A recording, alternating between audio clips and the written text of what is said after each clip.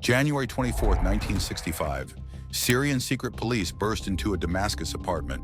They find a man hunched over a radio transmitter, sending coded messages to Tel Aviv. His name is Kamel Amin Thaabet, friend to high officials, and on the shortlist for Deputy Minister of Defense. But his real name is Eli Cohen, an Israeli spy. For 4 years, he climbed to the inner circle of Syrian power.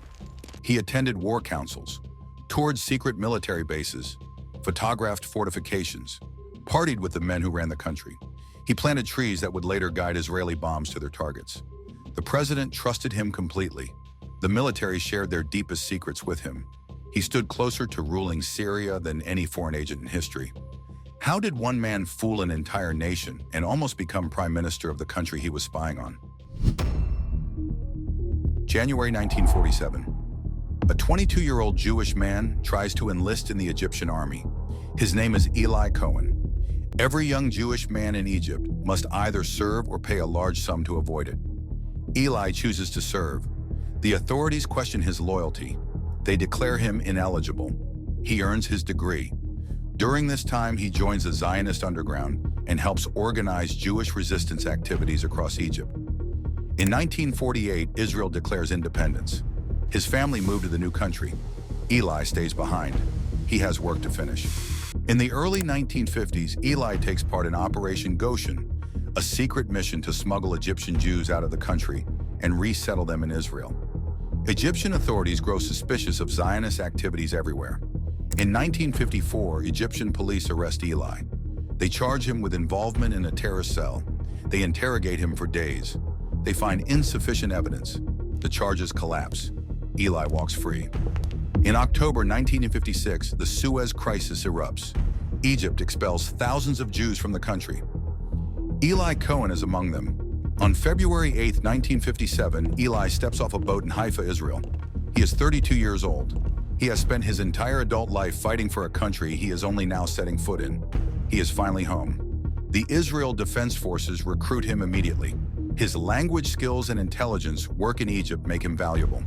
He becomes a counterintelligence analyst. The work is important, but Eli wants more. He applies to the Mossad, Israel's legendary foreign intelligence service. They reject him. Eli resigns from military intelligence and takes a job at an insurance company in Tel Aviv. But the Mossad keeps watching him. They see his gifts, his photographic memory. May 1960, Israel's enemies are multiplying. Syria is arming itself with Soviet weapons. War is coming. The Mossad needs a man who can walk into Damascus, become Syrian, and disappear completely. They knock on Eli Cohen's door. This time they want him. Eli undergoes months of intensive training: radio transmission, photography, weapons, cryptography. The hardest part is changing his Egyptian Arabic accent to Syrian. He learns Muslim prayers and religious customs. His instructors note his charisma, his sharp memory, and his ability to memorize intricate details. The Mossad gives him a new identity: Kamel Amin Thaabet, a wealthy Syrian businessman who made his fortune abroad and dreams of returning to his motherland. February 1961. Eli arrives in Buenos Aires, Argentina. The city hosts a large Syrian community. He spends months building his cover. He attends Arab restaurants, cinemas, and political clubs. He earns a reputation as a fervent patriot with money to spare. He befriends powerful men, including General Ayman al-Hafez, the military attaché of the Syrian embassy. These connections grant him recommendation letters for entering Syria. The trap is set. In January 1962, Kamel Amin Thaabet boards a ship in Genoa. He carries a Syrian passport, a suitcase full of spy equipment. Days later, he arrives in Damascus. He bribes his way through the border. His luggage goes unchecked. He rents a luxury apartment on Abu Rumane Street. Government buildings stand nearby. Military officials live next door. The Syrian elite pass by his window every day. He sets up a hidden radio transmitter. He sends his first coded message to Tel Aviv. "I have arrived safely." Kamel becomes famous for his parties. He hosts extravagant gatherings with expensive alcohol. Government ministers attend. Military generals drink his whiskey. Intelligence officers relax on his sofas. They speak freely about their work, their plans, and their secrets. Eli plays the perfect host. He laughs loudly. He pours drinks generously. He appears drunk like everyone else, but he stays sober. His sharp memory captures every word, every name, every detail. After the guests leave, he sits at his hidden radio transmitter and sends coded messages to Tel Aviv. He loans money to government officials who need cash. He offers advice to politicians facing problems. He becomes the man everyone trusts, the man everyone calls when they need help. His apartment becomes a second home for Syria's most powerful men. In March 1963, everything changes. The Ba'ath Party stages a military coup. Tanks roll through Damascus. The old government falls. New leaders seize power. General Amin al-Hafez, the military attaché Eli met in Argentina, rises to the top. He becomes president of Syria. The man who wrote Eli a recommendation letter now runs the entire country. Eli's network of contacts suddenly controls Syria. His friends hold cabinet positions. His drinking buddies command army units. His debtors make national policy. The spy has stumbled into the inner circle of Syrian power. General al-Hafez invites Kamel to close government sessions. Military officials brief him on defense strategies. Politicians seek his opinion on important matters. He attends meetings where war plans are discussed openly. The president trusts Kamel completely. He considers him a true Syrian patriot. Rumors spread that Kamel Amin Thaabet is being considered for Deputy Minister of Defense, a civilian position, but one with access to Syria's deepest military secrets. The Golan Heights sits on Syria's southwestern border, overlooking Israel. Syrian artillery positions line the cliffs. Bunkers hide among the rocks. From these heights, Syrian guns can strike Israeli farms and villages below. The Golan is Syria's greatest military advantage.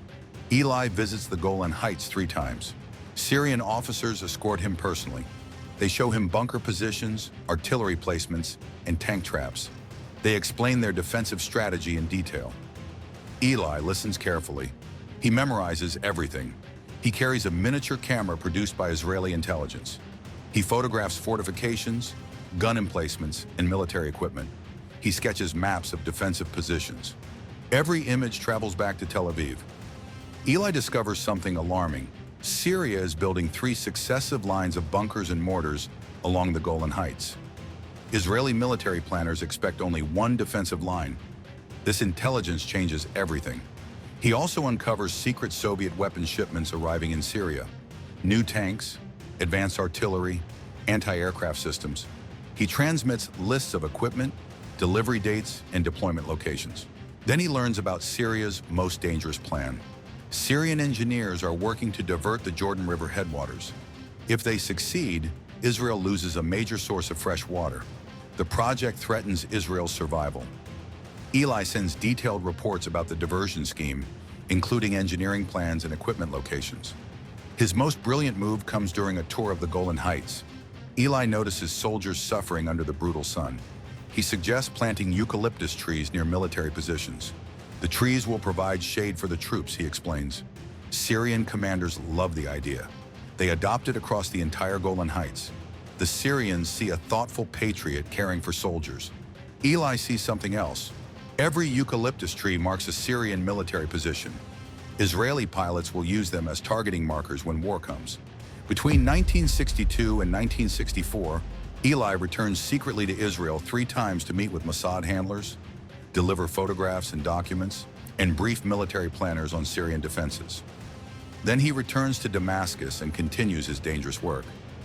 Back in Israel, his wife believes he works in Europe, unaware that he walks through enemy territory, photographing secrets and planting the seeds of Syria's defeat. In 1964, Colonel Ahmed Su'edani takes over Syrian intelligence. He is paranoid, ruthless, and trusts nobody. He looks at the men surrounding President al-Hafez with cold suspicion. He dislikes the wealthy businessmen who appeared from nowhere after the coup. He studies their backgrounds. He watches their movements. He distrusts Kamel Amin Thaabet most of all. Su'edani cannot prove anything. Kamel has powerful friends. The president himself considers Kamel a trusted patriot. But Su'edani watches. He waits. He senses danger in this man who smiles too easily. and ask too many questions. Syria partners with the Soviet Union. Moscow sends intelligence experts and advanced radio tracking equipment to Damascus. The Syrians begin monitoring the airwaves for illegal transmissions. They sweep the city block by block. They are hunting for a hidden radio somewhere in the capital. In August 1964, Eli returns secretly to Israel. He slips out of Damascus using forged documents. He travels through Europe to cover his tracks. He arrives in Tel Aviv exhausted but alive. He witnesses the birth of his third child, plays with his children, holds his wife in his arms. For a few precious weeks, he is just a man living an ordinary life. He meets with his Mossad handlers in a safe house. He tells them something is wrong in Damascus. The atmosphere has changed. Colonel Suadani watches him with suspicious eyes. Officials who once spoke freely now hesitate before sharing information. Old friends seem nervous around him. He senses danger everywhere he turns. Eli wants to quit. He has given 4 years to this mission. He has risked his life every single day. He has sacrificed everything for his country. Now he wants to come home, to see his children grow up, to live. The Mossad listens. They understand his fears, but they need more intelligence. War with Syria grows closer every day. The information Eli provides saves Israeli lives. They ask him to return one final time. Just a few more months. Finish what you started, then you can come home forever. Eli agrees. He has always said yes to his country. In November 1964, he boards a plane back to Damascus, back into the lion's den. The trap is closing around him. In January 1965, Syrian intelligence announces a period of radio silence across Damascus. All authorized military and government transmissions stop. The airwaves go completely quiet. Any signal detected now belongs to an enemy spy. Eli continues transmitting, sending urgent information to Tel Aviv at the same time each day, following the same routine he has followed for years. A fatal pattern that becomes a deadly mistake. The Soviet equipment detects his signal. Syrian technicians work through the night. They triangulate the source. The signal grows stronger as they move through Abu Rumani Street. It leads directly to the apartment of Kamel Amin Thaabet. January 24, 1965, Eli Cohen sits at his radio transmitter in the early morning hours. He taps out a coded message to Tel Aviv. His fingers move quickly across the keys. He concentrates on the transmission. Outside, footsteps climb the stairs. Whispers gather beyond his door. Soldiers take position in the hallway. The world closes in around him, yet his focus remains fixed on the message flowing through the radio.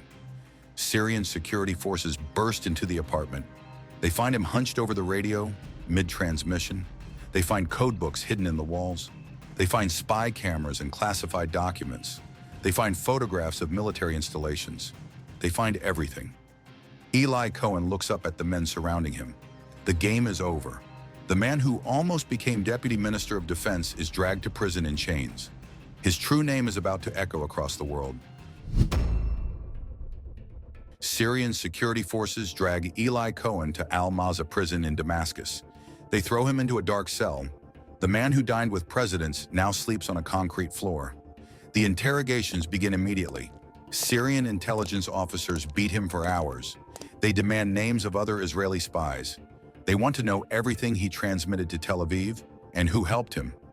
Eli endures the torture. He protects his sources. He reveals nothing that could harm Israel. The Syrians force him to send false messages to Tel Aviv. They want to trap more Israeli agents. But Eli embeds secret codes in the transmissions. He warns Mossad that he has been captured. The Israelis understand immediately. Their greatest spy is gone. News of his arrest spreads across the world. Syrian television broadcasts images of the captured Israeli spy. They display his radio equipment, his code books, and his photographs of military installations. They parade him before cameras as proof of Zionist treachery. The face of Kamel Amin Thaabet disappears forever. The world now knows him as Eli Cohen. In May 1965, a military tribunal convicts Eli of espionage. The trial lasts only a few days. The verdict is predetermined. The judges sentence him to death under martial law. The verdict is final. Israel launches an international campaign for clemency. Prime Minister Levi Eshkol pleads with world leaders to intervene. Foreign Minister Golda Meir appeals to governments across the globe. Pope Paul VI sends a personal message to Damascus asking for mercy. The philosopher Bertrand Russell signs a petition for his release. France, Belgium, and Canada send diplomats to negotiate. Syria refuses every request. President Al-Hafez, the man who once called Kamel his friend, signs the execution order. The man who trusted Eli with state secrets now orders his death. On May 15, 1965, Eli writes his final letter to his wife. He begs her to stay strong and look forward to a better future. He sends his love to his 3 children and asks them to pray for his soul. On May 18, 1965, guards wake Eli before dawn. They allow him one final request. He asks to see a rabbi. Chief Rabbi Nissim Andabo of Damascus accompanies him in the truck to Marja Square. A crowd of 10,000 gathers to watch. Syrian television broadcasts the execution live. Eli Cohen walks to the gallows with his head held high. He refuses a blindfold. He faces his executioners with open eyes. At 3:35 in the morning, they hang him. His body swings from the rope. The Syrians leave it there for 6 hours. They pin anti-Zionist signs to his chest. They want Israel to see what happens to spies. 2 years later, in June 1967, war erupts. The Six-Day War begins. Israeli jets scream across the sky toward the Golan Heights. The pilots know exactly where to strike. They target the eucalyptus trees. The trees Eli suggested planting mark every Syrian bunker and become targets for Israeli bombs. Israel captures the Golan Heights in just 2 days. The fortifications Eli photographed crumble under Israeli fire. The defensive lines he mapped collapse completely. The intelligence he gathered saves hundreds of Israeli lives. Eli Cohen dies as a prisoner. He lives forever as a hero. Today, a 43-mile trail through the Golan Heights bears his name. Streets across Israel carry his memory. The eucalyptus trees still stand on the hills he walked as a spy. For 60 years, Syria refused to return his body. His widow Nadia waited. His children grew old waiting. In May 2025, Mossad agents recover 2,500 items from Syrian archives. Documents, photographs, recordings, and personal belongings. They deliver them to his wife, now in her 80s. She finally holds pieces of the husband she lost, but his body remains in Syria. The ghost of Eli Cohen still waits to come home.